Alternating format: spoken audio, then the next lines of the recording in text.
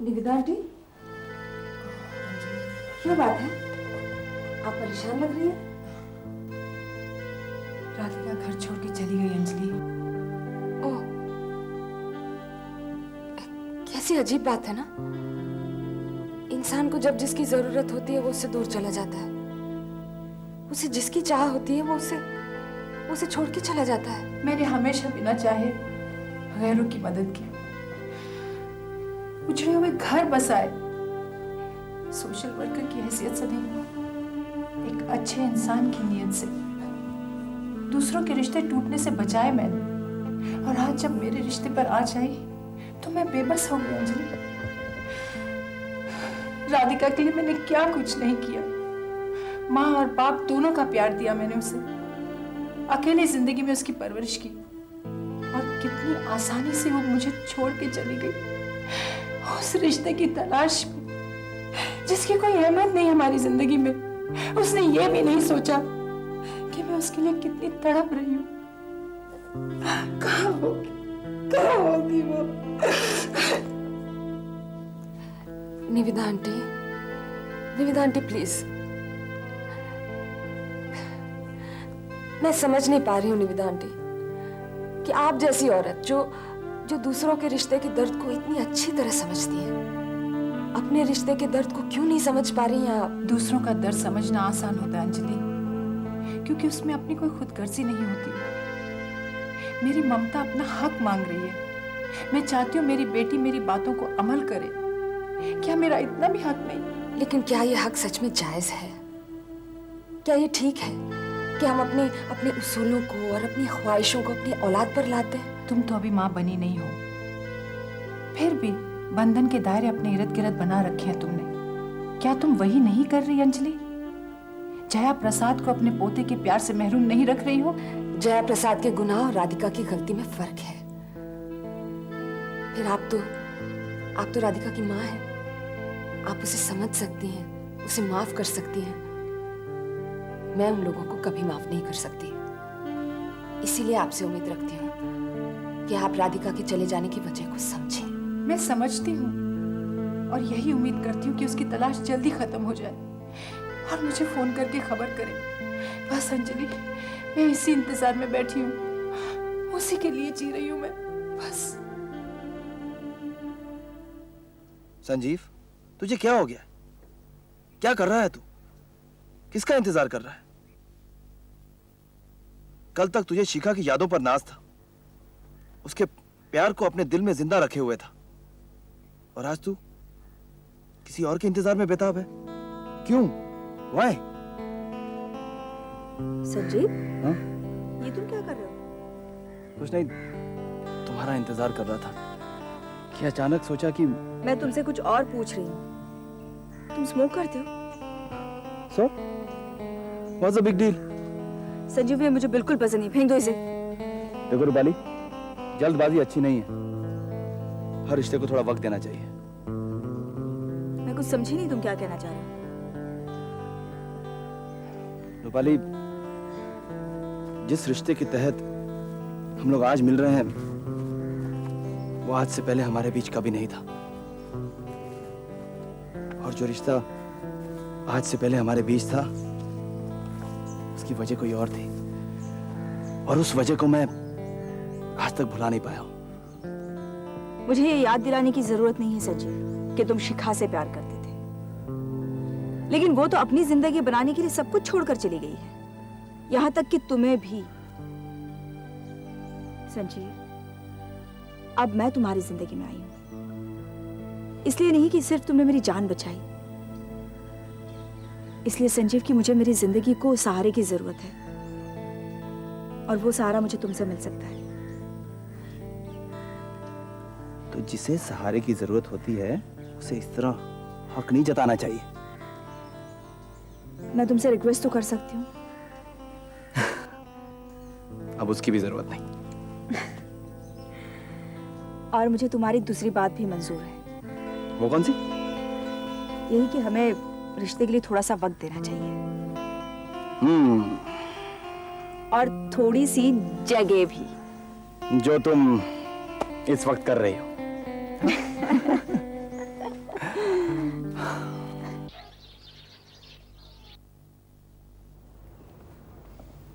इलाज तो बहुत किया शेफाली का, इलाज में कोई कमी नहीं आने दी, लेकिन लगता है कोशिश नाकाम हो गई।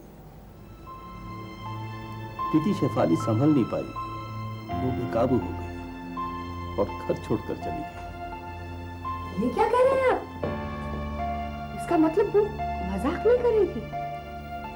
क्या मतलब?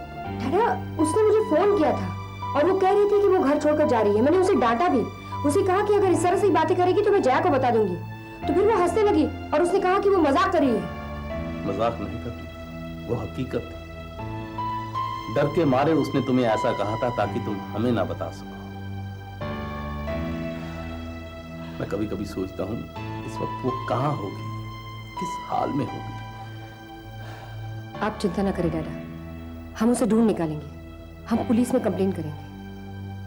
आप प्लीज आप रिलैक्स हो जाइए, टेंशन मत लीजिए आप। प्रीति, कितनी बार मैंने चाहा है कि मैं इस घर को एक धागे में पिरो सकूं, लेकिन जब भी मैं कोशिश करता हूं कोई ना कोई मोती खिसक जाता है और मैं लाचार होकर खड़ा हो जाता हूं। मेरी भी हालत आप ही की जैसी है दादा। मैं भी इस घर को कहां जुटा पा रही हूं। अब इन दीवारों में इतनी ताकत नहीं है, चाहे वो बड़ा हो या छोटा, हर कोई इस दीवार को तोड़कर चला जाता है। चाहे वो मेरे पति क्यों ना हो, मेरी बेटी क्यों ना हो, मैं भी लाचार हूं दादा। शायद तुम ठीक कह रही हो, यही तो लोग कर नहीं पाते, इसीलिए रिश्ते जुड़ नहीं पाते, रिश्ते टूट जाते हैं, बिखर जाते हैं।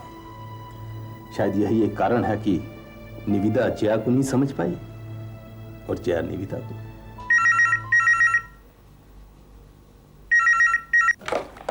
हेलो राधिका। नहीं लौटी ना तुम्हारी बेटी?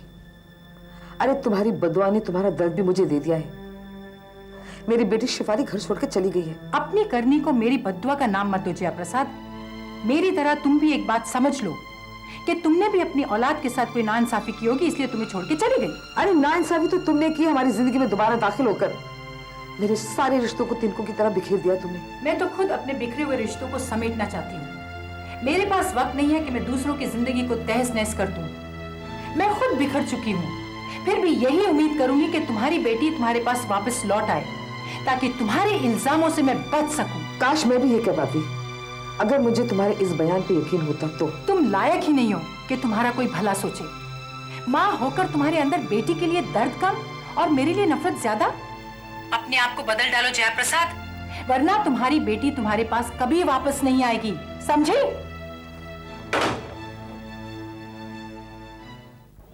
आपने सच कहा दादा, सारी कोशिशें नाकाम होती जा रही हैं।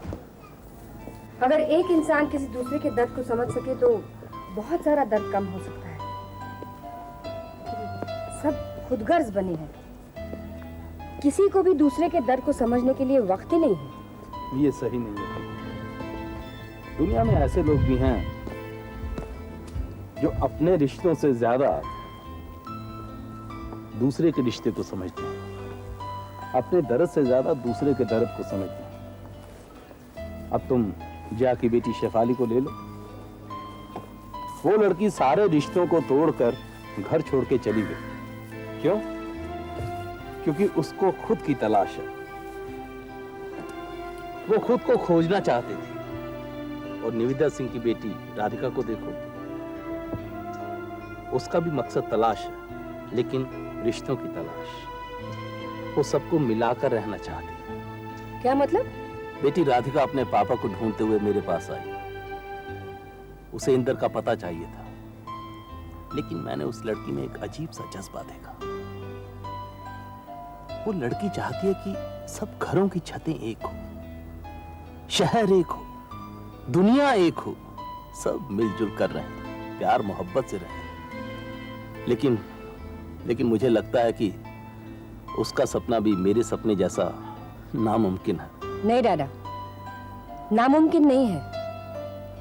इस सपने को भी साकार किया जा सकता है, लेकिन इसे अमल में लाने के लिए हिम्मत होनी चाहिए, ताकत होनी चाहिए। वो हिम्मत मैंने उसमें देखी।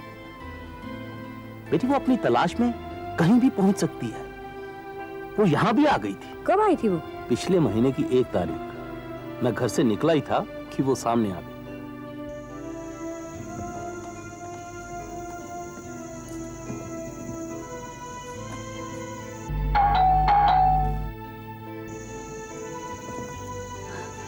तुम कौन? दादाजी मैं आपकी पोती हूँ। तुम राधिका हो, देविका की बेटी? जी दादाजी। देखो बेटी,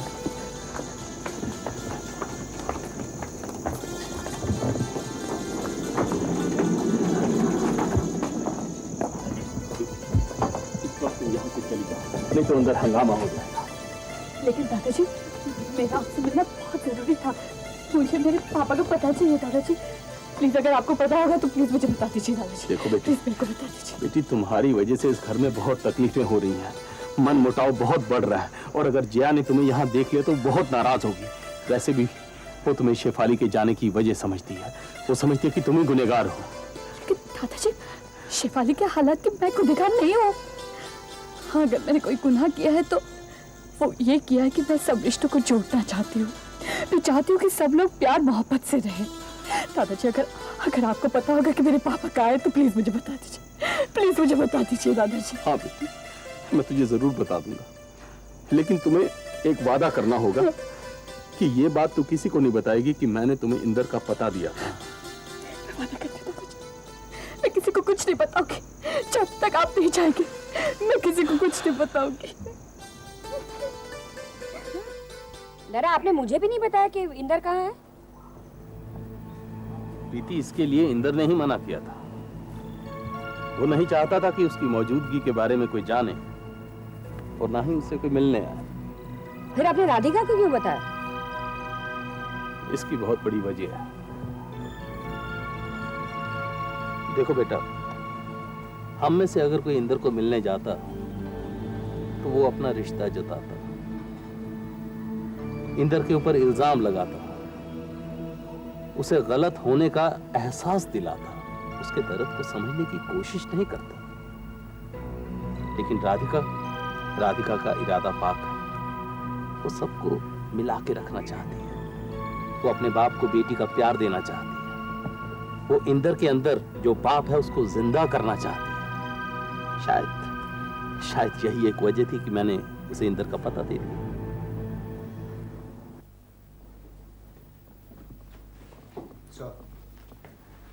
सर आप मिस्टर बॉबी हैं और आप मिस्टर संजीव। हेलो, आइए तशरीफ रखिए। Thank you sir.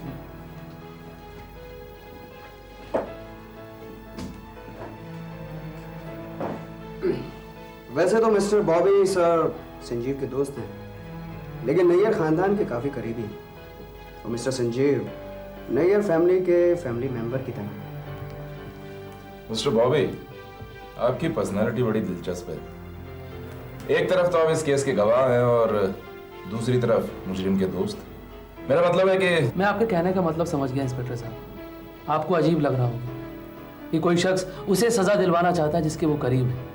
जब दोस्त की छोटी छोटी बुराइयां गुनाहों की शक्ल ले लेती हैं तो दोस्ती की हदों को तोड़ के उसे सजा दिलाना एक अच्छे दोस्त का हक है। दरअसल इंस्पेक्टर साहब, बॉबी के बुरे वक्त में अशोक ने इसकी बहुत मदद की है। दोस्ती के रिश्ते के नाते इसकी कई ज़रूरतों को पूरा किया। अब बॉबी को इस दोस्ती के रिश्ते का एहसास तो है, लेकिन अशोक के गुनाहों में इसका कोई हाथ नहीं है। इस बात की मैं आपको गारंटी देता हूँ। गारंटी सब कुछ नहीं होती संजीव। आजकल आदमी की फितरत यूं करवट बदलती है। वैसे बॉबी जी को चोट पहुंचाने का मेरा कोई इरादा नहीं था। अब क्या करूं, अपना पेशा ही ऐसा है कि अपनी आंखों में रोशनी कम और शक ज्यादा है। भाई मेरे बाएं हाथ को भी अपने दाएं हाथ पे यकीन नहीं है। लेकिन हमें आपकी काबिलियत पर पूरा यकीन है। हम तो सिर्फ इतना चाहते हैं कि अशोक को सजा मिले और उसके अंदर बैठा जो शैतान है वो हमेशा के लिए दम तोड़ दे। अच्छा इंस्पेक्टर साहब, तो अब हम चलते हैं। अगर आपको हमारी ज़रूरत हो तो हमें बुला लीजिए। एक मिनट, मैं आप लोगों के जज्बातों की कद्र करता हूँ। मैं आपको यकीन दिलाता हूँ कि मैं अशोक को तब तक बाहर नहीं आने दूंगा जब तक उसे अपने किए की सजा नहीं मिल जाती। Okay, thank you sir. Thank you sir.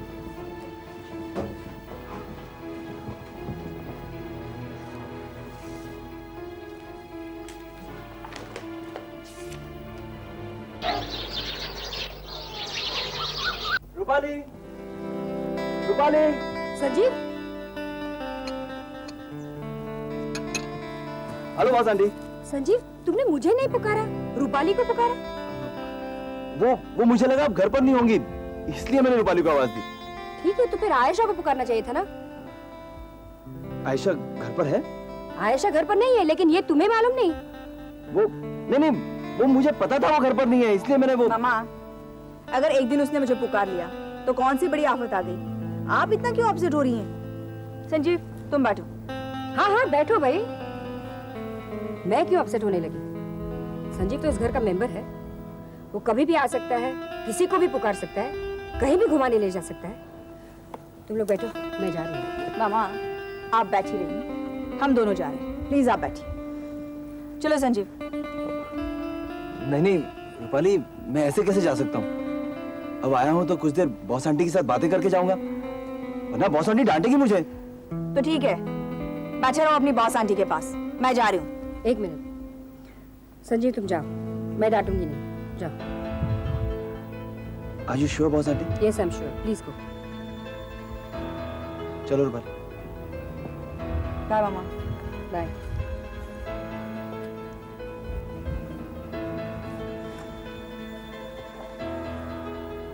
Rupali को क्या हो गया?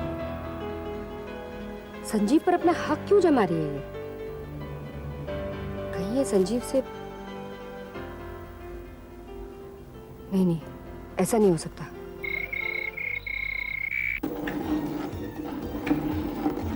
देवांग राज का निशाना कभी चूकता नहीं खुराना साहब, और उस छोकरी की जान तो हमारी एक गोली के बराबर भी नहीं थी। वो तो आपने मना कर दिया, वरना अब तक तो उस छोकरी की जान ऊपर पहुंच गई होती। अशोक के तुम पर बहुत एहसान है, उसने तुम्हें एहसान चुकाने का मौका भी दिया, मगर तुम्हारा निशाना चूक गया। ऐसे एहसान बाजार में कौड़ियों के भाव बिकते हैं खुराना साहब, और इस देवांग राज का तो एक ही उसूल है, जो अपन को पैसा देगा अपन पर एहसान भी उसी का ही होगा। देवांग, अपनी इस दौलत की छोटी सोच से ऊपर उठो। कल तक मैं किसी का दाहिना हाथ था, आज मैं एक पूरी हकीकत हूं और तुम मेरे दाहिने हाथ हो। अब इस बाजी का वजीर मैं, सिर्फ मैं, और मैं इस वजीर का प्यारा बनने के लिए तैयार हूं। Thank you Devang. बस तुम अब हमारे इशारे का इंतजार करना। बहुत जिल्लत की जिंदगी जी चुका हूं, बहुत बेइज्जती के घूंट पी चुका हूं। अब ऐसा सैलाब आएगा जिसकी आंधी में सब तबाह हो जाएंगे। नैयर खानदान, अशोक, हरीश किटवानी, सब